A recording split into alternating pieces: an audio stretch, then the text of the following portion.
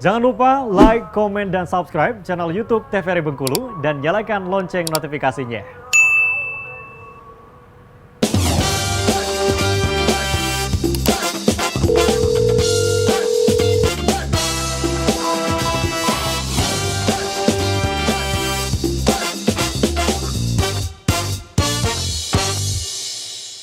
Halo pemirsa, kembali lagi di Dokter Kito, tentunya bersama Kita Sehat. Hari ini bersama saya Viva Manca yang akan menemani pemirsa dalam 1 jam ke depan, tentunya untuk mengulik, membahas mengenai tema kita pada hari ini, yaitu bahaya rokok konvensional dan elektrik. Dan untuk itu juga, kita juga sudah kehadiran narasumber kita yang luar biasa yang akan membahas mengenai tema kita pada hari ini. Yang pertama ada Dr. Muhammad Yovansyah, spesialis paru ya dokter ya. Halo dokter. Dan juga kita kehadiran Dr. Bella Diena Citra. Halo dokter. Halo. Wah, hari ini tentunya kita bertemu nih untuk membahas mengenai tema kita pada hari ini. Nah, namun sebelum Dr. Yovansyah untuk menjelaskan lebih dalam nih, mungkin Dr. Bella bisa membahas dulu nih, apa sih itu rokok konvensional dan rokok elektrik? Iya, jadi sebenarnya untuk rokok konvensional itu sendiri itu adalah rokok yang orang-orang zaman dulu suka konsumsi ya. Dari zaman dulu pun udah ada, dari kakek nenek moyang kita sendiri pun sebenarnya awal mula rokok itu adalah dari zaman dahulu, dari konvensional gitu.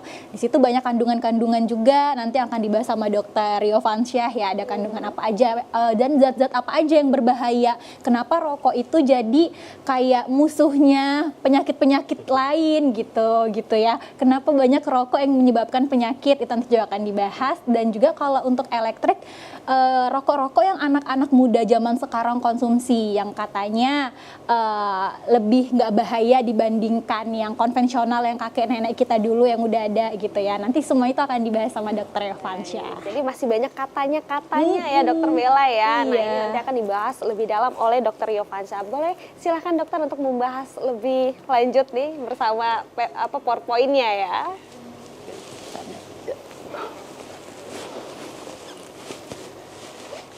Oke, jadi pada kesempatan sekali ini saya ingin membahas mengenai bahaya merokok ini sebenarnya karena sekalian tanggal 31 Mei kan ada peringatan Hari Anti Tembakau ya. Jadi saya dengan harapannya masyarakat lebih paham dan lebih waspada mengenai bahaya rokok yang harus sering kita ingatkan ya kepada masyarakat umum. Dan juga yang mengintai ini ada bahaya mengenai rokok elektrik yang sebenarnya menjadi musuh baru bagi kita semua ya. Oke. Nah, sedikit latar belakang mengenai situasi rokok itu ya.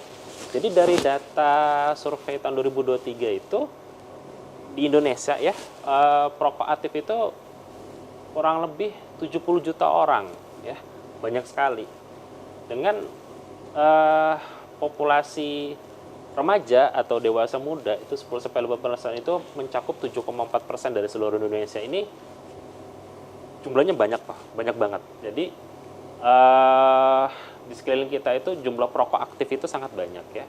Dan yang mirisnya adalah pada dewasa muda dan anak-anak itu jumlahnya semakin tahun semakin trennya itu semakin meningkat. Nah, ini yang mesti kita menjadi kewaspadaan bersama.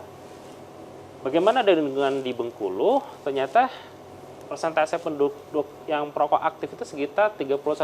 Jadi sekitaran 600.000 penduduk, estimasi kasarnya itu dari sekitaran 2 jutaan itu banyak sekali ya. Nah, itu ini sebenarnya harus meningkatkan kewaspadaan kita. Jadi sekeliling kita itu perokok aktif itu jumlahnya banyak.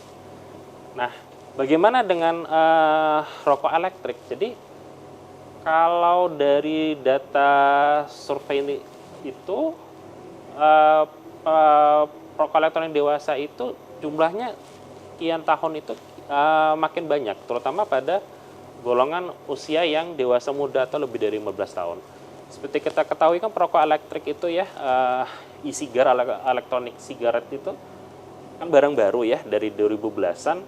Nah, tapi jumlah trennya itu meningkatnya sangat pesat. Kalau kita lihat dari data itu 10 kali lipat. Jadi ini harusnya kita waspada gitu, karena meningkatnya cepat sekali gitu. Apalagi di Indonesia yang jumlah perokok elektroniknya itu sangat banyak gitu. Dan ini baru estimasi kasar pada usia dewasa muda. Jadi ini yang ingin saya bahas bahwa ini harus menjadi kewaspadaan bersama kita mengenai bahaya rokok yang biasa, rokok konvensional, rokok tembakau, dan rokok elektronik.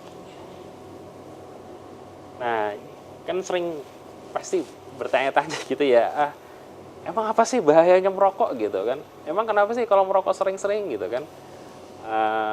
Apalagi kita sering dengar, itu saya merokok udah sekian tahun sehat-sehat aja gitu. Orang tua saya merokok dari kecil sampai sekarang sehat gitu ya. Nah jadi kenapa sih rokok berbahaya itu? Jadi kalau ini masih rokok konvensional atau rokok yang biasa ya. Jadi pada dasarnya itu adalah bahannya itu dibakar kemudian dihisap. Kandungannya itu pertama itu adalah daun tembakau ya.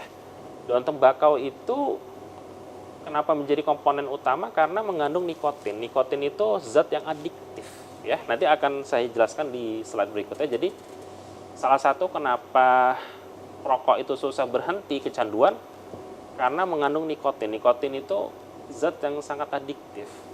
Dan kalau data yang dari saya baca di Indonesia, terutama di Jawa, daun-daun tembakau kita tuh sangat berkualitas. Sangat berkualitas. Jadi ya, nikotinnya itu tinggi gitu. Jadi makanya semakin enak ya dok ya. Iya, jadi sangat berbahaya.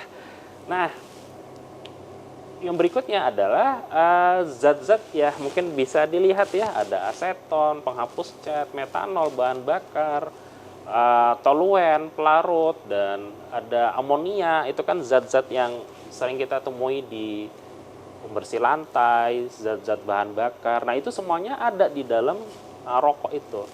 Nah, apa sih yang terjadi pada saat kita menghisap satu batang rokok ini? Yang pertama,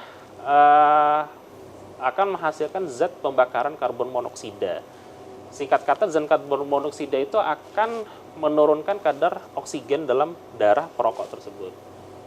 Yang kedua, sekian banyak zat-zat kimia ini itu akan terhisap ke dalam tubuh perokok itu. Jadi kombinasi zat-zat kimia inilah yang dalam jangka panjang berakibat sangat berbahaya pada tubuh perokok itu. Jadi kalau ditanya lagi, kenapa sih rokok itu berbahaya? Satu, dia membuat ketagihan dari nikotin tembakaunya. Yang kedua, zat-zat kimianya sangat banyak sekali. Nanti untuk efek lebih lanjutnya akan saya bahas di slide berikutnya ya. Baik, dokter mungkin ada pertanyaan tadi sempat dokter menyampaikan ya bahwa masih ada orang yang menyepelekan nih akan rokok aktif ini.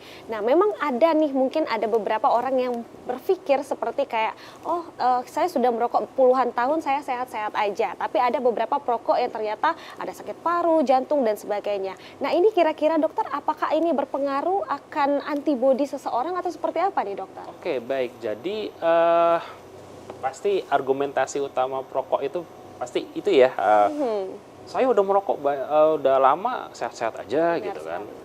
Tapi ada juga yang nggak merokok pun ternyata sakit paru gitu kan. Maaf kata kanker misalnya. Ya memang secara umum harus dilihat case by case atau kasus per kasus. Cuma dari hasil penelitian resiko penyakit-penyakit tersebut dapat timbul pada tubuh perokok itu lebih banyak dibandingkan non-perokok.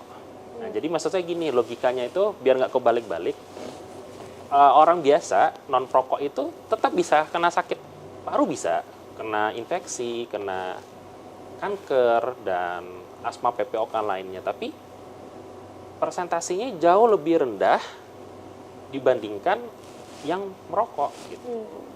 Makanya harusnya itu cara berpikirnya itu adalah kalau tidak merokok aja masih bisa kena penyakit, apalagi kalau merokok. Benar Gitu. Jangan dirubah lagi ya dokter ya. Logikanya jangan diputer. Gitu. Jadi bisa saja mungkin berkaitan mungkin misalnya dia merokok tapi mungkin dia gaya hidupnya sehat gitu kan.